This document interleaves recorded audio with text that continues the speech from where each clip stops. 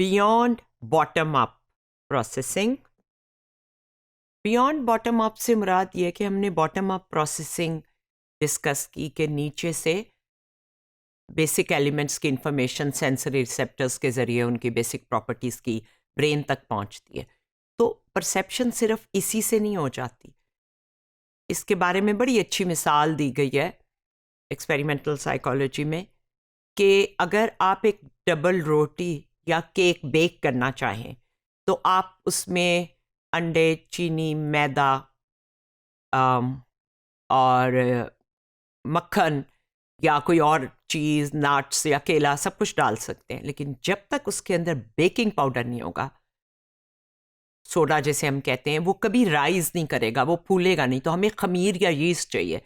तो परसेप्शन में ये सारी चीज़ें हों, आपको शेप, कलर, मूवमेंट, साइज सब कुछ पता हो, साउंड की भी सारी क्वालिटीज़ पता हो, टेस्ट के अंदर सब आप इंग्रेडिएंट्स डिटेक्ट कर लें, लेकिन जब तक वो खमीर नहीं होगा वो फूलेगा नहीं। तो परसेप्शन नहीं होगी, डबल रोटी जैसे नहीं बनेगी जब तक उसमें वो खमीर नहीं होगा जो उसको जोड़ता है और उसको वो फॉर्म देता है, जिसे हम एक्चुअली ब्रेड या डबल रोटी कह सकते हैं।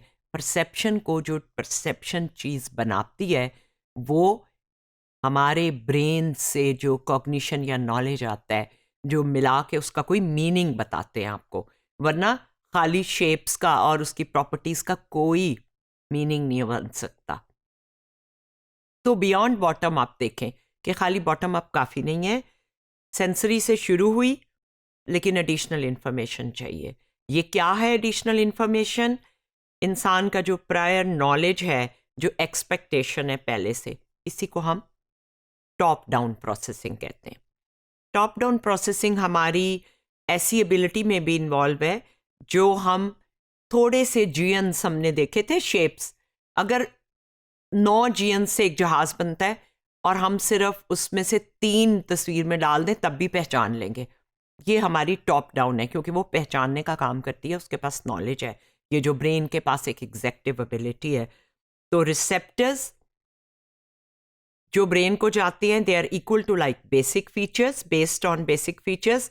अब जाके आगे और सिग्नल्स इन्वॉल्व हो जाते हैं। ये क्या होते हैं? अब ये जो दरख्त ये देख रहे हैं, इसका इमेज बन रहा है रेटिना में, और रेटिना ने इसकी शेप, साइज, सब कुछ और डिस्टेंस की इंफॉर्मेशन दे दी।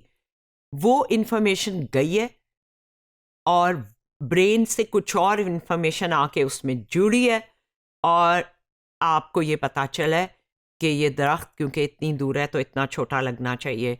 तो पहली information stimulation of receptors, bottom up, ये ग्रीन एरोज में नजर आ रही है इसमें। 2 additional information such as the context in which object appears, वो ब्लू एरोज में नजर आ रही है।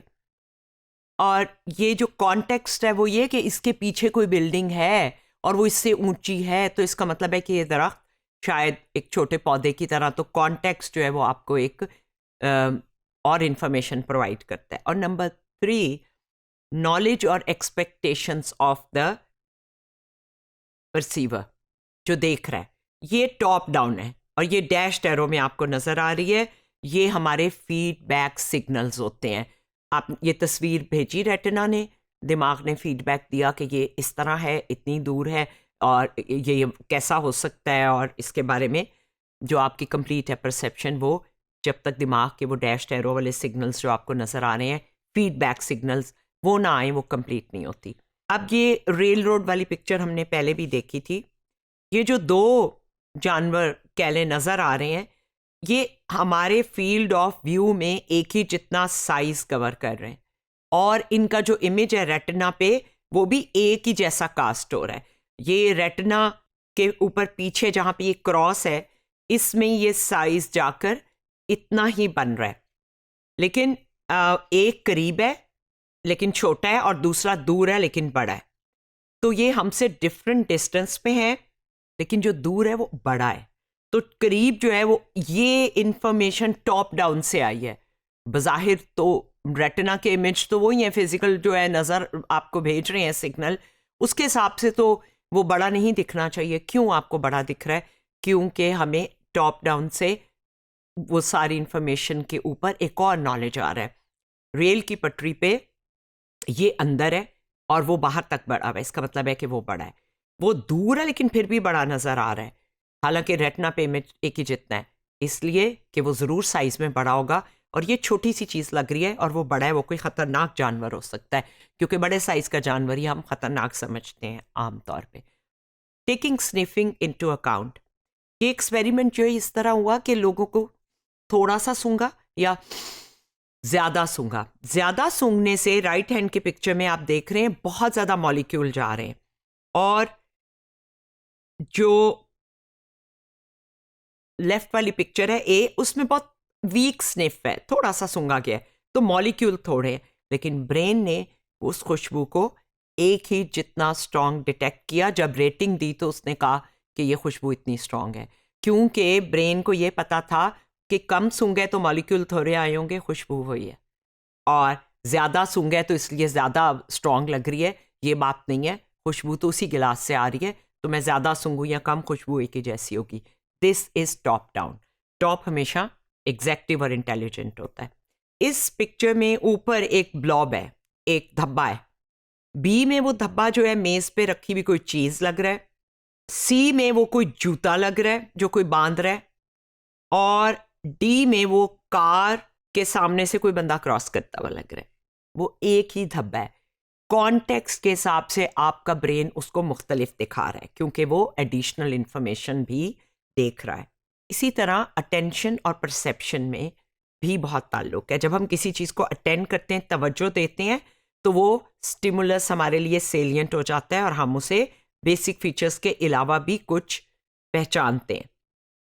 ये कैप्चरिंग ऑफ अटेंशन तो यही है। मसलन अगर हम किसी की आई गेज को ट्रैक करें, तो ये ट्रैक हुआ हुआ लेफ्ट की पिक्चर में कि उसकी आंख इन रेड लाइंस में किधर किधर देख रही है, और आप नोटिस करेंगे कि उनमें से कोई भी लाइन जो आगे जंगला है उसकी तरफ नहीं आ रही, क्योंकि वो इंटरेस्टिंग नहीं है, और जो पीछे शेप्स बनी हुई है इस फवारे पे वो इंटरेस्टिंग है। इसी तरह डबल रोटी की तरफ एक दफ़ा गई है जब टोस्ट निकालें, अब वो तवज्जो जो है वो जिस चीज़ पे ज़रूरत है वहाँ बार बार जा रही है। ये अटेंशन होती है आंखों की, लेकिन आंखों की अटेंशन वहाँ ज़्यादा जाती है जहाँ पे कोई अनयूजुअल चीज़ हो। जैसे इस पिक्चर में प्रिंटर पड़ा है किचन में जो अनयूजुअल है, तो लोगों ने उससे ज़्यादा देखा है इस एक्सपेरिमेंट में, और अगर टोस्टर था तो उसको कम देखा।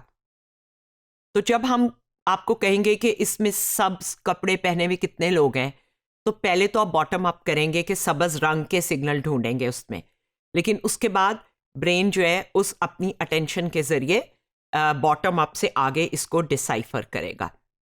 और सबसे दिलचस्प जो इसके बारे में इंफॉर्मेशन है वो है पेन के बारे में। फिजिकल पेन जो होता है वो दिमाग के उसी हिस्से में सिग्नल एक्टिविटी जनरेट करता है जिसमें इमोशनल पेन करता है।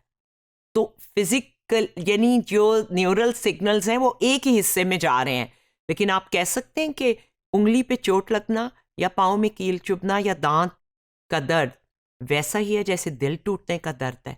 ब्रेन में वो एक ही जगह जाते हैं। आपका ब्रेन बताता है कि ये जुदाई का दर्द है, बिछड़ने का गम है, या ये हाथ के जलने का दर्द है। तो जब कोई कहता है कि मेरे दिल टूटने से बहुत तकलीफ है, तो वो गलत नहीं कह रहा होता, क्योंकि उसके ब्रेन में वो फिजिकल पेन ही की जगह पे पहुंचता है।